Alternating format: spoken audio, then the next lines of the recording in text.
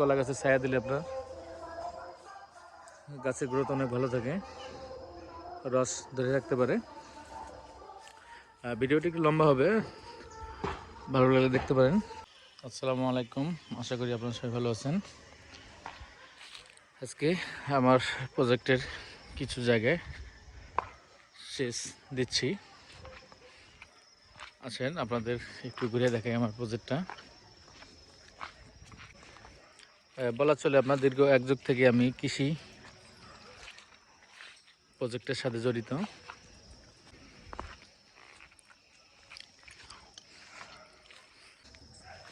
অনেক ছোটোবেলা থেকে কৃষির প্রতি আলাদা একটি ভালোবাসা থাকায় আমি মূল পেশা হিসেবে কৃষিকে বেছে নিছি। এর পাশাপাশি আমি ফার্মেসির ব্যবসা করি দীর্ঘ 18-19 বছর থেকে। 2008 সালে ফার্মেসির ব্যবসা শুরু করি।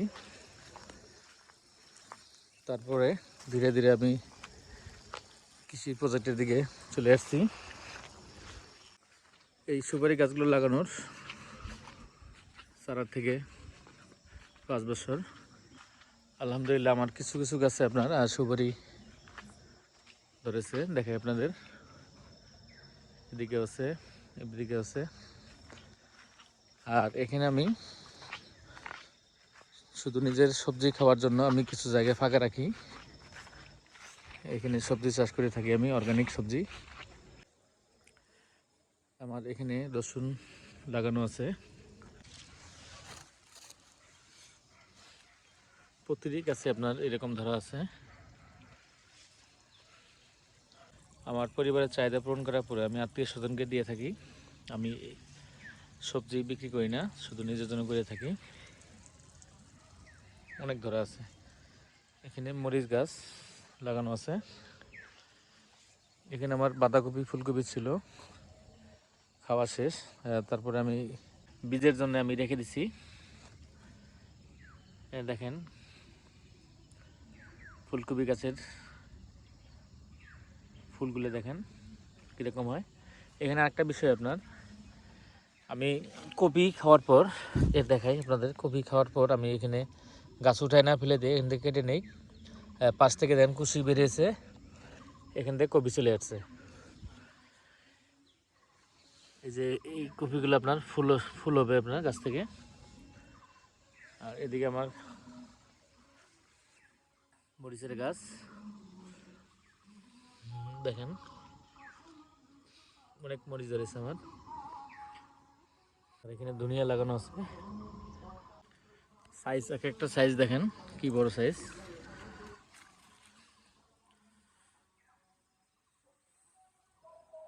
খাই শেষ করতে পারি না। আসেন, এখানে আমার আলু লাগানো আছে। আলু এখন তুলতেছি অবশ্য। বরবটি গাছ। একটা বিষয়, আমি এখানে অনলি 20 টাকার গাজরের বীজ বুনেছিলাম। আমি আরও দীর্ঘ 1 মাসের বেশি হলো তখন থেকে আমি হারভেস্ট করতেছি। এখন পর্যন্ত আছে অনেক, খেয়ে শেষ করতে পারতেছি না। এই যে স্কোয়াশ দেখে আপনাদের, একদম ন্যাচারাল। দেখেন কালারগুলো, দেখেন কালার দেখলে বুঝতে পারবেন একদম অর্গানিক। এই দেখেন অনেকগুলো ধরে আছে এখানে, দেখিনি দুটা। এই যে অনেকগুলো ধরে আছে এখানে।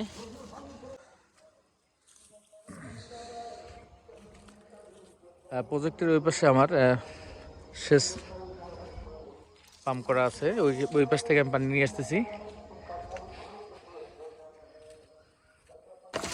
শুধু নিজে খাওয়ার জন্য কলা লাগিয়েছি বাগানের ভিতরে। আরেকটা বিষয় আপনার, সুপারি গাছে কলা গাছে ছায়া দিলে আপনার গাছের গ্রোথ অনেক ভালো থাকে, রস ধরে রাখতে পারে।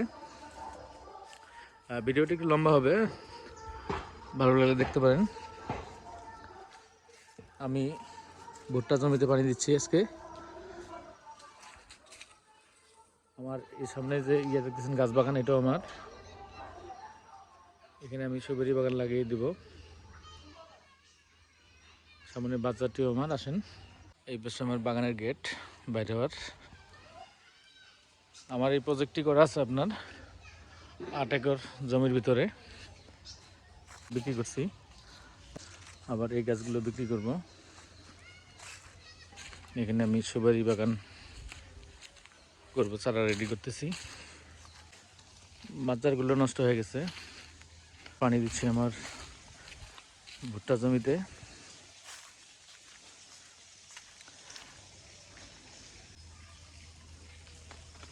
আবার সামনে আমি বিনা চাষে ভুট্টা করেছিলাম,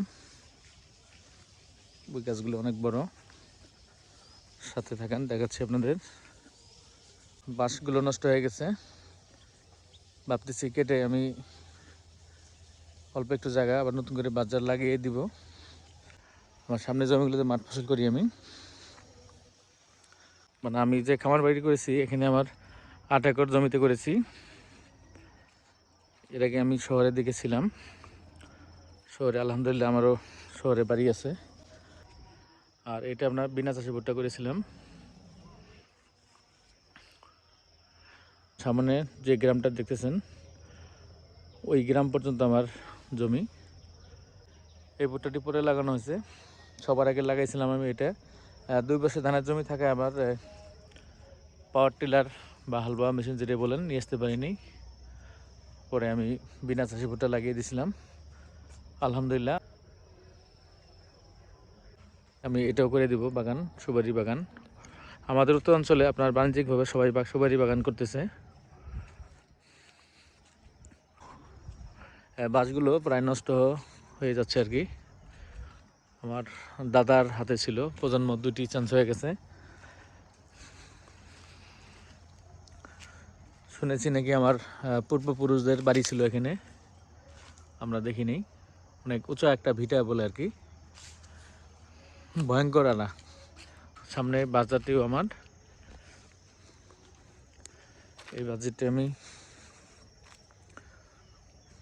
2-1 মাসের ভিতরে কেটে দিব। বাঁশ এখন আর ভালো হয় না, গাছ বাগান মোটামুটি আমি গাছগুলো বিক্রি করে দিছি। সবাই দোয়া করবেন